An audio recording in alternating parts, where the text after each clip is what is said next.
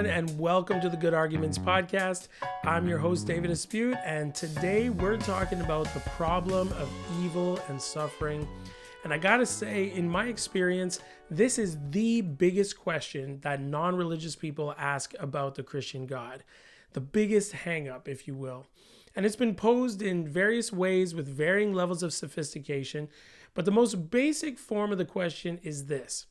If God is so good, why does he allow so much evil and pain and suffering in the world? And look, if Christians are honest, it's a really good question. I can guarantee that if you're a Christian listening to this right now, you have at least one non-Christian family member or friend or classmate or coworker that has struggled or is currently struggling with this question. So it benefits us all to take this question seriously. So my guest today, or my interlocutor, I should say, is the rising star Alex O'Connor. Alex is an atheist from the UK, trained in philosophy and theology with almost 2 million subscribers on YouTube to date. He does a fantastic job doing interviews with both atheists and theists. He's a clear communicator, and frankly, I admire him for his genuine openness to the possibility of God's existence. He used to call himself the cosmic skeptic, but since he's renounced that title because it didn't actually match his true disposition. He's not committed to being skeptical about everything. He's apparently open to the evidence, which is great. Because of this, he considers himself a non-resistant non-believer, meaning he would love it if God were real and he could enjoy eternal life and would happily bow the knee to such a God of the universe. He's just not convinced. And so, in a 2022 formal debate with Jonathan McLatchie on the existence of God, he put forth 3 arguments in support of his disbelief. And look, I was taught that when you're arguing for a thesis, you start with your second strongest argument, then your third strongest, then you end with your strongest argument. So if Alex was following that pattern, he believes his strongest argument against the existence of God is the problem of gratuitous suffering. Now, Jonathan McLatchie did a decent job overall in this debate, though he could never match Alex for charisma or eloquence. But aside from that, I thought he did a poor job of responding to this argument, so that's what I'll be doing today. But before I get into it, it helps to acknowledge from the outset that this problem has existed for a long time. It's not a new argument, so it shouldn't be surprising that countless theologians and pastors have answered this question in various ways, and there are some great answers out there. In more modern times, we can read C.S. Lewis, who wrote an entire book called The Problem of Pain, which I highly recommend. Or you might want to try The Hiding Place by Corrie ten Boom about her experience in Nazi concentration camps. And spoiler alert, she didn't give up her faith. Or if you want a systematic breakdown of the emotional and logical problems of evil, then check out William Lane Craig's work on those topics. But let's hear about this issue directly from Alex. I put a few clips together from his first rebuttal, which demonstrate his acknowledgement that this problem of suffering is an ancient one. So let's listen. If there are elements of our universe without a sufficient scientific explanation, history informs us that we've been in this situation before and many times managed to overcome it. But the same is not true of my case. Where there are elements of our universe without a sufficient theological explanation, like suffering or hiddenness, history causes us instead to expect complete stagnancy. We have no analogous stories to the presentation and disproving of examples of irreducible complexity, or the progress of Newton to Einstein or Paley to Darwin. We're still today exactly where we started, with as much of an account for suffering and hiddenness than was available to Plato and the ancients. Intuitively, it feels like far more likely that the naturalist will one day be able to explain and account for DNA replication than that the theist will ever be able to account for suffering or hiddenness. Indeed, it's usually expected that the theist will never be able to offer such an account. Right. So do you see what Alex is doing here? He's comparing scientific progress with philosophical progress and says we've made incredible strides in science for understanding how the natural world works, and we have every reason to think this will continue. And on the other hand, he implies we've made no progress in philosophy because we're still struggling with the same questions we've always wrestled with. So is this a fair comparison? Well, obviously not, for several reasons. First, science is in the business of empirical facts, meaning observable, testable, predictable, falsifiable aspects of the natural world. So when we make a discovery of, say, natural selection, it doesn't matter if people disagree with it. The scientific community will simply carry on and make correct predictions and even use the principles in experiments to create vaccines or whatever they're doing. So in this sense, scientific advancement is sort of immune to naysayers because of its practical utility. But when it comes to philosophy, philosophy is a discipline based on thought processes and logic. And so how exactly do we measure progress in philosophy? Because it's not as easy to see philosophy's utility, right? It's not like our philosophy leads to breakthroughs in medicine, although it could. But philosophy helps us learn how to think critically about any number of subjects. And this is an ongoing project in many ways. Every generation will and should struggle with the question of evil and suffering because we experience it on an ongoing basis. What good would it do to say we've solved the problem of why God allows evil when we continue to experience it generation after generation? This demonstrates that although philosophy has solved the logical problem of evil, it's incapable of solving the emotional problem of evil. And we'll talk more about this later. All right, well, I think we're ready now to hear Alex O'Connor's first argument, and we'll listen to it bit by bit, and I'll respond as we go. The third fact of our universe, which is gratuitous suffering. Gratuitous here means something like unjustified or unwarranted or meaningless. I do this because it's easy to see how some instances of suffering may be beneficial in certain circumstances or necessary to bring about some desirable state of affairs, some desirable end. But the existence of meaningless or unnecessary suffering does seem to be incompatible with the existence of a God who loves us and has the power to prevent it from happening. All right, so this is really good. Alex's argument is only regarding gratuitous suffering because he acknowledges that some forms of suffering are perhaps justifiable because they can accomplish greater goods than could be realized in their absence. For example, courage is a wonderful virtue, but it can only be realized in a world where fear exists. Another example would be honor. How would we understand the meaning of honor if we didn't understand shame? Likewise, long-suffering or endurance is a tremendous virtue that can only be instantiated in a world of pain and suffering. So this might be called the light and darkness defense. It's not that light can't exist without darkness. Of course it can. But for the observer, light doesn't have its full meaning until one knows the power of darkness. Now, you may not like this defense, even though logically and experientially, it's airtight. And so if you don't like this argument, you've just demonstrated why philosophy doesn't seem to make progress. Because look, let's remove the light and darkness defense from the context of the problem of evil and suffering. If I were to just say, in a vacuum, that clouds breed clarity, or that the sunrise necessitates a sunset, everyone would agree with me. And all the greatest poets spoke of this. Here's Emily Dickinson's poem, Success is Counted Sweetest. Success is counted sweetest by those who ne'er succeed. To comprehend a nectar requires sorest need.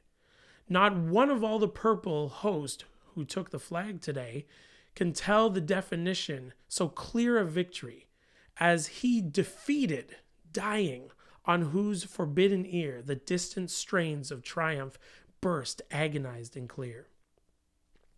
Can anyone argue with such a presentation? How could joy be fully realized or understood without grief? So again, if you don't find this line of argument convincing, it's likely because you're in the middle of a dark or grief period of pain yourself, or you simply just don't like the process. but it's hard to argue against. So kudos to Alex because he seems to recognize this.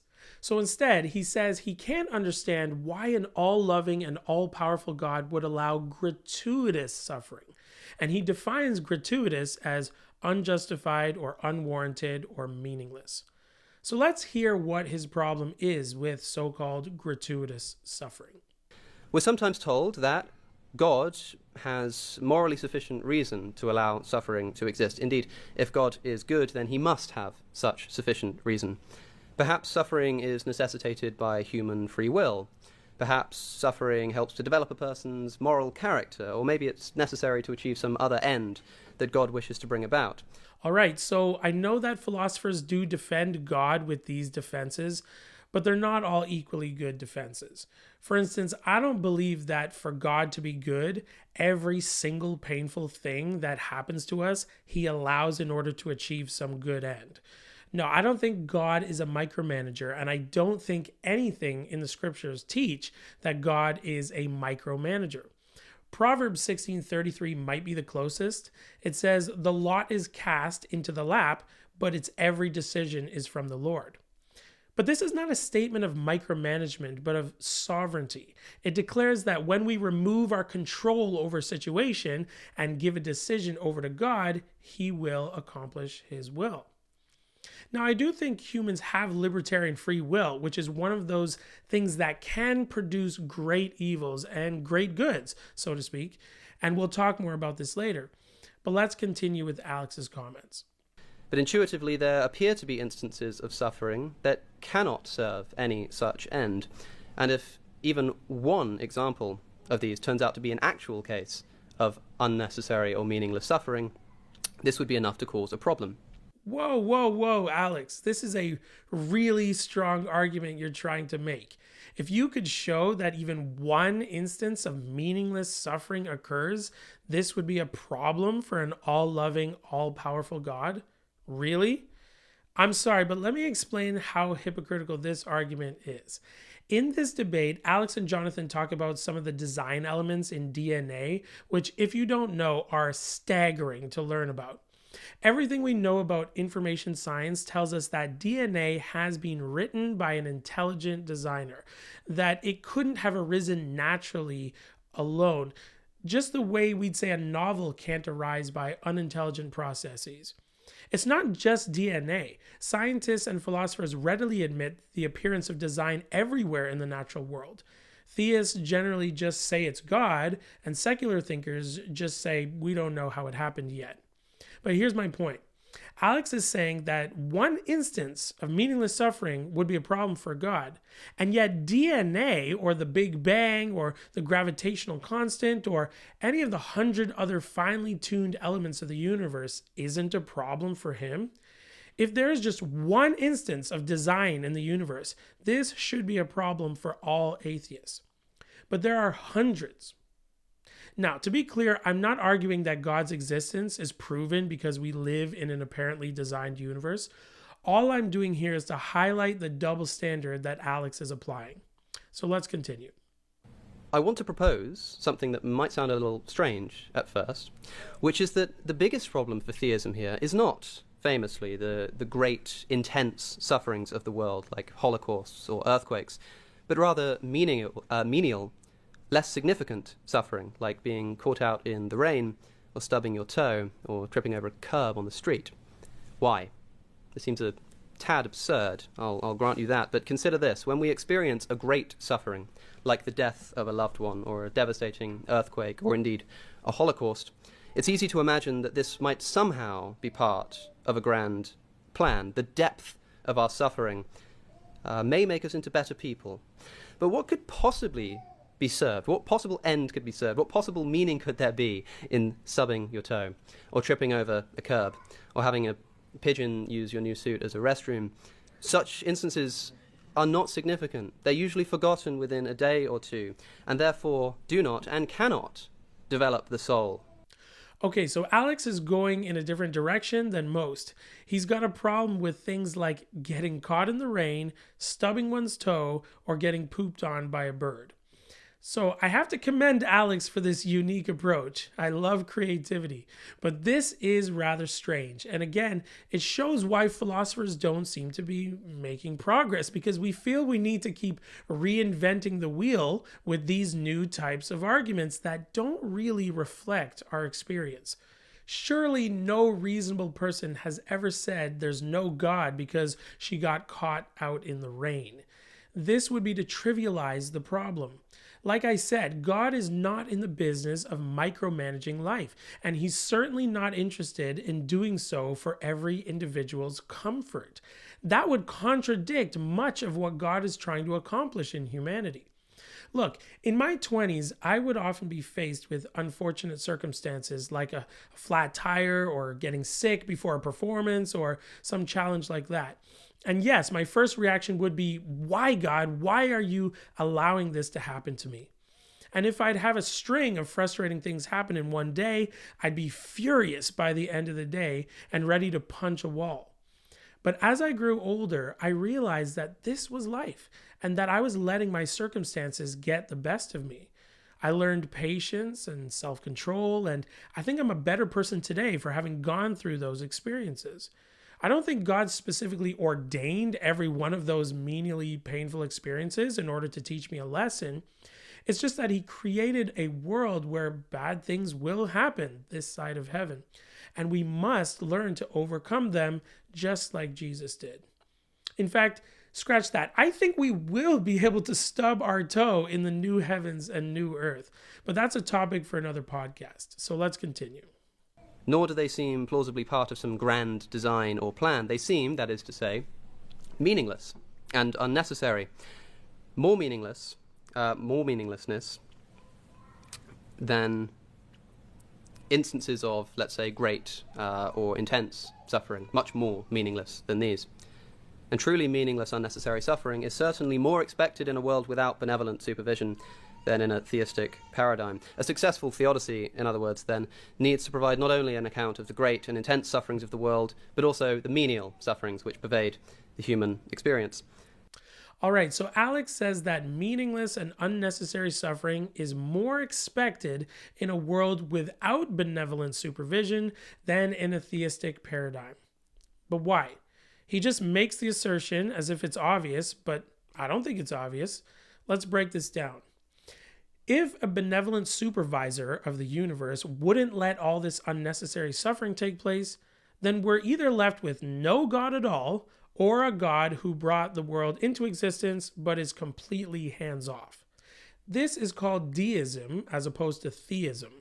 Deism is kind of attractive to many thoughtful skeptics because then you can accept a universe with a beginning, which is what the evidence says. With deism, you have a first cause that started the causal chain.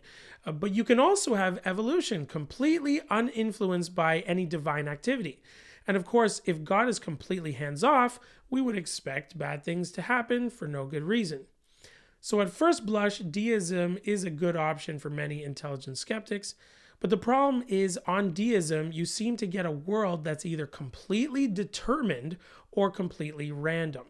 Like if God just set things in motion, he either knows exactly how everything's going to go and no one has free will, or he has no idea how it's going to go and it's just by accident that humans have come on the scene. But for me, neither of these two options match reality. I do believe humans have libertarian free will, and I believe humans were made with purpose in the image of God and his likeness. Now, as for a world with no God at all, it's just folly to say we would expect a world with meaningless suffering, because the truth is, we shouldn't expect very much at all in a universe that pops into existence out of nothing. We shouldn't expect atoms to coalesce and form stars and planets. We shouldn't expect molecules to order themselves in intricate and beautiful ways so as to produce rocks and liquids and gases, always evolving and progressing with increasing order and complexity, with no impetus but their own nature. We shouldn't expect a self-replicating cell to form, bringing about life from non-life. We shouldn't expect these early life forms to survive and develop resistance to all the dangers that threaten their very existence, completely unprotected by any supervening force. We shouldn't expect animals to evolve all their superpowers of sight and wings and venom and consciousness and suffering. We shouldn't expect that a peasant from first century Galilee would turn the world upside down after a 3-year ministry, culminating in his execution by crucifixion, only to have allegedly risen from the dead. None of this is expected. It's just the world we find ourselves in. And if you think it is, tell me then, what will the next 100 years look like for humans, or 1,000 years, or 100 million years? You might have guesses, but you don't know, because try as we may, scientists and all, this world seems to cry out for explanation every single day. So sure, in a world without God, we should expect meaningless suffering just as much as we should expect reptiles to evolve into birds, which is to say, so what about our expectations? But then he says a successful theodicy must provide an account for the menial suffering that pervades the human experience. Well, I've just said it, but I'll say it again. God is not a micromanager, and nothing in the scriptures teach that he is. Of course, he does guide history with various kinds of interventions, and he certainly guides humans by his Holy Spirit, but the natural world was designed to operate by laws which govern it. And stubbing one's toe is simply a fair manifestation of those laws, just like rainfall, an avalanche, and rush hour traffic. This type of world will either produce those who depend on God for their salvation from suffering, or it will produce those who blame God for their suffering or deny his existence. To those who depend on God, he promises eternal life free from the strains of gratuitous suffering. To those who object and dig in their heels, well, we'll discuss their fate in a future episode. Let's see what Alex says next. Now, I'm actually quite surprised that I've made it this far without mentioning animals yet. It's quite unlike me, but that's a final consideration that does deserve our attention. Whatever theodicy might explain human suffering, the existence of animal suffering seems infinitely more difficult to explain. Animals are not free in the way that we are, and so are immune to the free will defense. They cannot morally develop in the way that we can, and so are immune to soul-making theodicies. They are, on most accounts, not going to heaven, and so they will not be compensated for their suffering. Yet their suffering is immeasurably large. Somewhere, right now, billions of animals are suffering in the wild, from predation, from disease, from hunger, from fear. Imagine a deer with its leg caught under a fallen tree, dying of starved confusion. It doesn't know why it's there. It feels hungry, it's starving to death, and it's trapped under a tree, and it has no idea why. What could possibly be the purpose or meaning of this? I'll remind you that this is exactly the kind of thing that we should expect to see if the natural world is an amoral arena of accidentally existing organisms fighting with each other to stay alive. But can we really expect this on theism? Should we expect this on theism? What offers a better account? All right, so I sympathize with Alex on the point about animal suffering. The animal kingdom, for all its beauty, is, as Tennyson described, red in tooth and claw. That is to say, it is brutal and violent and ruthless. And on top of all the brutality that comes with the survival of the fittest, we have things like a deer stuck under a branch, dying of starvation. So this is an example of the emotional problem of evil. There's nothing logically incompatible between God's existence and animal suffering because the argument commits anthropopathism, a term I learned from Bill Craig in his Defenders classes on this subject. Anthropopathism is when we attribute human emotions, feelings, and passions to non-human beings. Now, I may be wrong, but it sounds like Alex is equating the suffering of a deer to the suffering of a human in the same situation. And if so, this would be unjustified. Obviously, we have varying degrees of sympathy when it comes to the suffering of living things. Our hearts break when we see a chimpanzee or an elephant dying from some avoidable circumstance. We're disturbed to see a deer die of starvation, but probably less disturbed if a squirrel or rat were in the same situation, much less a rat that had wreaked havoc in our basement. And then there are insects. We want to save the bees, but kill the mosquitoes. This clearly illustrates the emotional foundation of the argument rather than logic. But regardless, we need to understand that humans have a much greater capacity for suffering than the vast majority of animals because we have self-awareness. We have a unique ability to reflect on our current state of affairs that most animals don't. And that's where most of the suffering lives, in our self-conscious awareness of the pain. So while we see a starving deer and say that's horrible, the deer is just living moment to moment, making the best of his dire circumstance, and therefore suffers much less than a human in the same situation. All right, let's hear his final point for his argument. Keep in mind that, in other words, I'm not arguing that theism can offer no account of these kinds of situations and sufferings, though I am skeptical that it can. I'm only arguing that assuming that theism is false offers a better account of it than assuming that theism is true. Assume atheism. Assume that human beings and other animals are nothing more than evolved creatures who developed pain receptors to make them more prone to avoiding the menial and great sufferings that upset our survival prospects.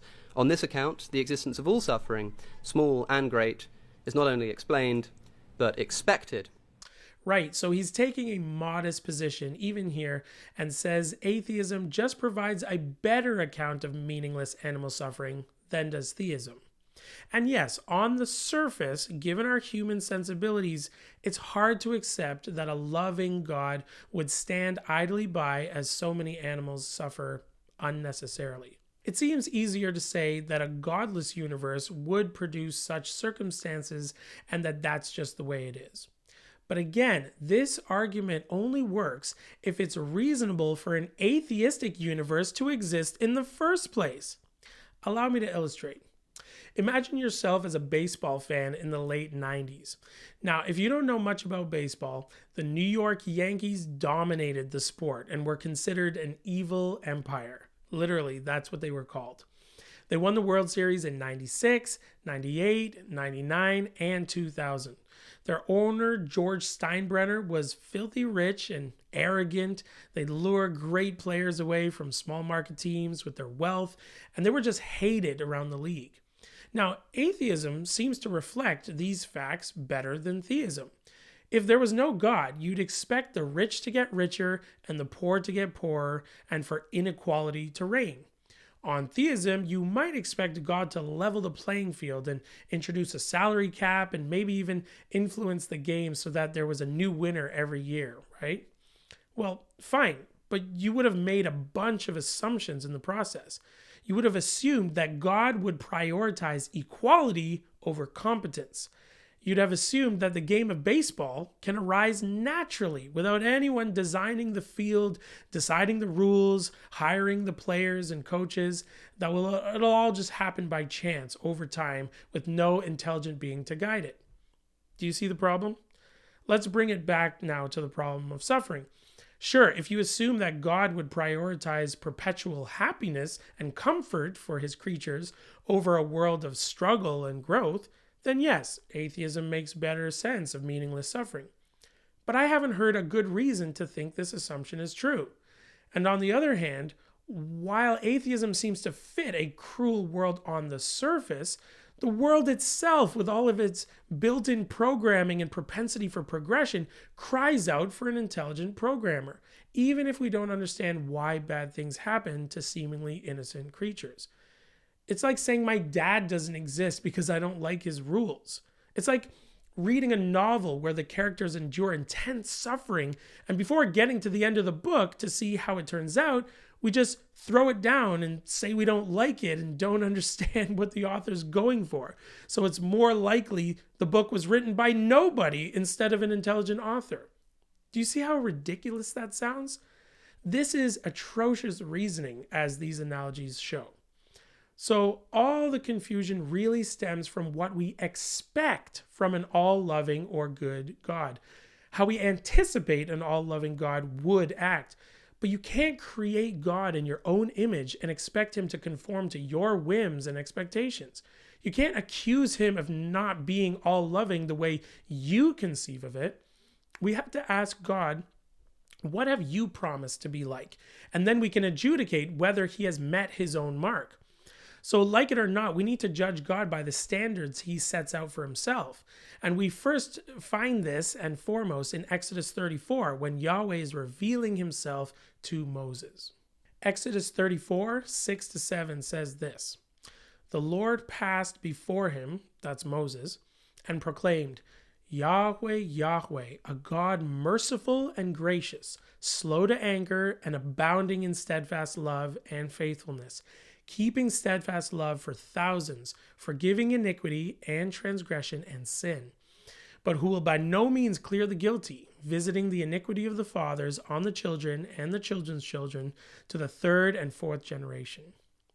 So this is God's self-revelation to Moses and the Israelites, and he describes himself as merciful, gracious, patient, extremely loving, faithful, and forgiving.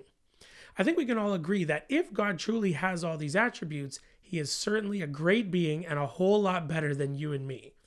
But then the second part of the section turns and describes God's justice, that he will by no means clear the guilty. Again, I think we can agree that a good God is also a just God. You see, in atheism, there is no justice. Evil never gets dealt with. Not really. If a murderer goes to jail for 10 or 20 years, is that really justice? Could there be any earthly justice for the perpetrators of the Holocaust or human sex traffickers or terrorists? No, and yet the Christian God says all the guilty will be brought to account. God's commitment to justice makes him a truly good God. And then finally in this passage, God says the sins of the fathers will trickle down to the kids and grandkids and even great-grandkids. This is basically an admission that God will allow the effects of sinful people to run their course, and that this is what many have a problem with. They would prefer a God who would intervene and save them from harmful people. And I get it. That's the whole issue that we're discussing today. Why doesn't God just rescue innocent people and animals from those who would harm them? But isn't it interesting that these verses don't deny that reality? Isn't it interesting that God acknowledges the very thing we're asking about? If I could paraphrase what God is saying here, he's saying, I'm going to let people make poor choices. I'm going to honor that. I'm not going to strip them of their free will. They will be allowed to make terrible choices, and their families will have to endure the effects of those poor choices. And here's the part that's not explicit, but is clearly implicit. He's saying, and hopefully they'll learn and not make those same mistakes. Do you see? So really, God's saying that his goodness will be seen in blessing those who listen to his teaching, and for those who don't, they'll get to see where that leads. So that's what we mean when we say God is good and all-loving. He's merciful, gracious, patient, loving, faithful, forgiving, just, and non-coercive towards sinners. Now, Alex wisely chose not to discuss evil per se, and I suspect it's because he knows there can be no such thing as evil in an atheist world. Evil would be a completely subjective term that can mean anything we want it to mean. Unless there's a standard of goodness by which we can judge, evil is nothing more than a description we give to something we hate. So atheists who argue that there is real objective evil in the world shoot themselves in the foot. Anyhow, I think we're now ready to answer this question in a straightforward, quotable manner.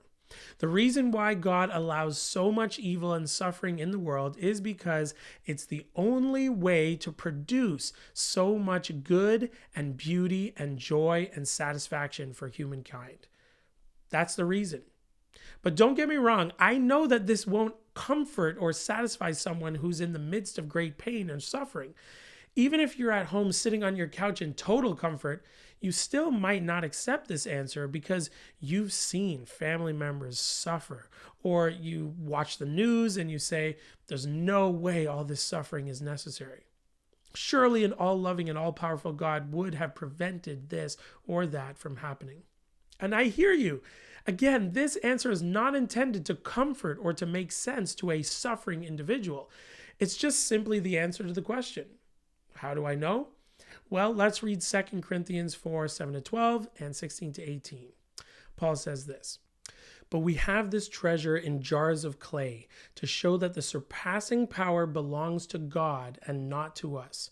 We are afflicted in every way, but not crushed, perplexed, but not driven to despair, persecuted, but not forsaken, struck down, but not destroyed, always carrying in the body the death of Jesus, so that the life of Jesus also may be manifested in our bodies. For we who live are always being given over to death for Jesus' sake, so that the life of Jesus also may be manifested in our mortal flesh. So death is at work in us, but life in you. So we do not lose heart. Though our outer self is wasting away, our inner self is being renewed day by day. For this light momentary affliction is preparing us for an eternal weight of glory beyond all comparison, as we look not to the things that are seen, but to the things that are unseen. For the things that are seen are transient, but the things that are unseen are eternal. So Paul wrote these words, and he was well acquainted with evil and suffering. He himself used to arrest and persecute Christians, and then after he became a believer in Jesus, he himself suffered terribly in many ways, yet he said all hardships prepare God's people for an eternal weight of glory beyond all comparison. Therefore, it's reasonable to extrapolate that the pain and suffering that people endure in this life is necessary to prepare people for the glory and beauty of the age to come. And look, everyone acknowledges the no pain, no gain slogan in certain ways, right? We're totally fine with the self-induced pain that's needed when working out at the gym, or the self-induced pain that comes with childbirth, or the self-induced pain of a 4-year university degree. We put ourselves through those versions of pain because we know it will produce a desired result, or at least we hope it will. Sometimes the pain of exercising produces an injury and we can't work out for a while. Sometimes childbirth creates health challenges for the baby and or the mother. Sometimes the grind of university is too much and we need to drop out. But while everyone knows the risks of working out, childbirth, and university, many people still go for it because they believe the result is worth the risk. So what's the difference between working out, childbirth, and university, and God creating a universe with the potential for evil and suffering? Well, I'm guessing the skeptic would see two main differences. First, in the first case, humans are making the pain-inducing choices themselves. They know what they're getting into. But in the second, God is the one making the choice for us. He seems to be consigning us to pain and suffering against our will. That's the first difference. Second, in the first case, the pain is bad, but it's not that bad. Working out, that's an hour of pain. Childbirth, that's like 9 months plus a really hard day. Still doable. I can hear all the moms laughing a bit right now, but let's move on. And university, that's maybe 4 years, but at least there are breaks in between.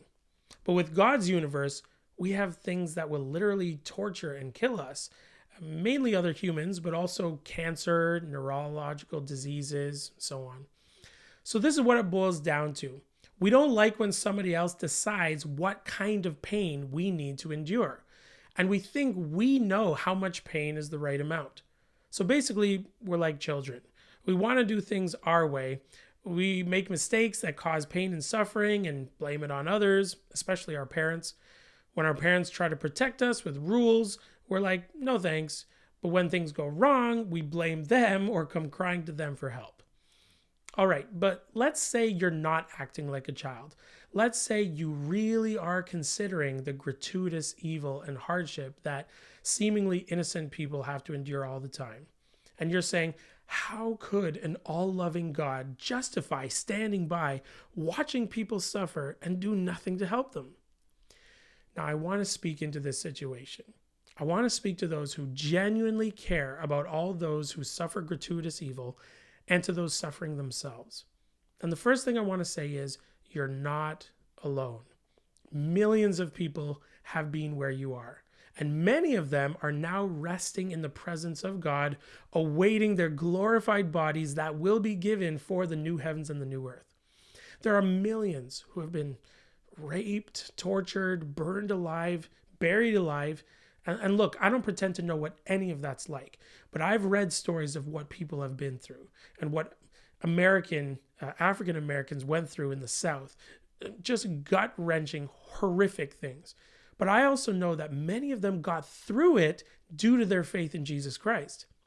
When so many could have easily blamed God for the atrocities they faced, instead they actually clung more tightly to God, believing that he would deliver them one way or another. And that's the promise of Christianity, that no matter what we are called to endure in this life, God is with us, and that he's promised us a future that will be so much greater than anything we can experience here and now. Look, there's no getting around it. Even if you've lived a clean life, made healthy choices, stayed out of trouble, all the good stuff, there's always the possibility that you'll be forced to suffer great hardship. So prepare yourself for it right now. Don't get caught off guard. Christianity doesn't sugarcoat this. David said, "Even though I walk through the valley of the shadow of death, you are with me." He knew that the valleys were everyone's reality sometimes, but that God would be right there with him. Jesus said, "In this life you will have tribulation, but take heart, I have overcome the world." Jesus promises we will suffer, and the most amazing part is he didn't just say it from the sky. No, he endured it all himself. He showed us how to do it. By contrast, what does atheism teach about evil, pain, and suffering? That it's pointless. Evil's an illusion, and we just have to do our best to avoid it. How ridiculous. No, Christianity is the only worldview whose deity not only descends from heaven to live through life's hardships with us, teaching us how to overcome them, but also gives us hope that this life isn't all there is, that this life is a training ground for the next, that this life is preparing us for the weight of glory beyond all comparison. So instead of seeing pain and suffering as bad things, we can actually rejoice in them. James 1:2 says, "Count it all joy, my brothers, when you meet trials of various kinds. For you know that the testing of your faith produces steadfastness. And let steadfastness have its full effect, that you may be perfect and complete, lacking in nothing." So either you can believe this like countless others have who are now resting in the arms of the Father, awaiting the resurrection and fullness of the kingdom of God, or you can believe in one of the many alternatives, none of which provide any real relief or hope. Well, I know this was a heavy topic today, but if you stuck with me, I trust you were blessed by the hope that comes only through the promises of God. And if you're still unsure, like Alex O'Connor, keep engaging with content like this. Follow, subscribe, comment, and keep an open mind. But that's all for now. Thanks for watching and/or listening, and we'll see you next time.